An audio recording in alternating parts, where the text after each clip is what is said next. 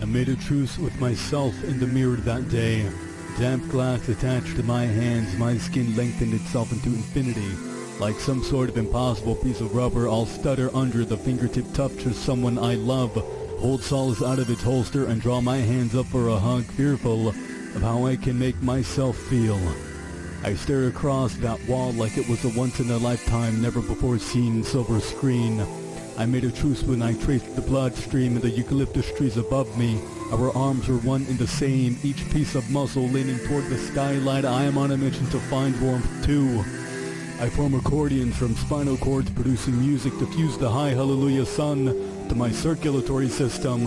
I float above with hollow bird bones like soap bubble suds blowing up from below, exploding in a bellowed chorus, coating the world over in fuchsia blue and pastel yellows, ex-poste, absorbing as much heart as possible. I made a truce with the floor, water on the soles of my feet, gelatin sinkholes emerge beneath each step, the more attention spent on the length of my stride.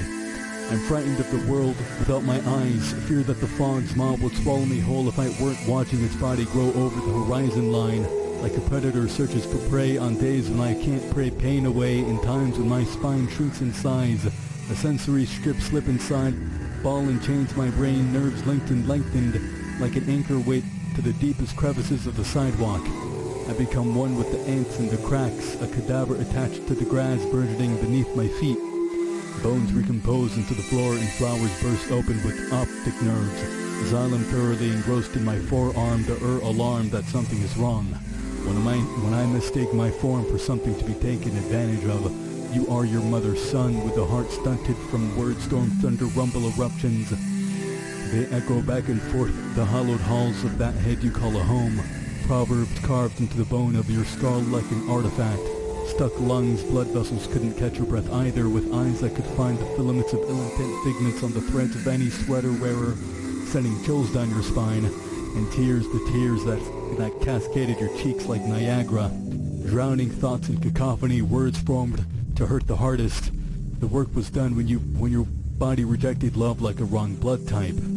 An Ouroboros that coils over your arteries, flowing poison into lymph nodes. The more you learn that mockery's the only comfort you deserve, but it's simply not true.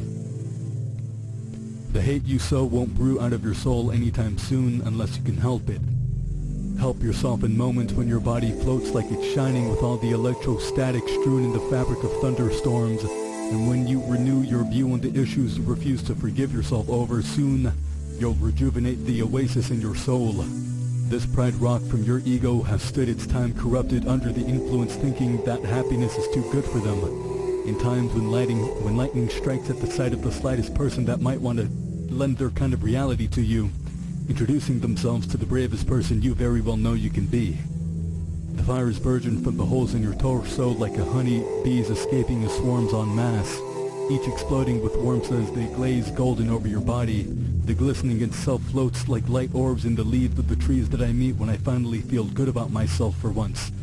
A sign that my wishing well fountain fueling the fog coats the sidewalk I reside with rhinestones. They'll course over my body like a tattoo, streaming waterfalls birthing oceans capable of dethroning the psyche and allowing myself to be comfortable in the chaos. You deserve to know love that acts as a boomerang and not a bullet.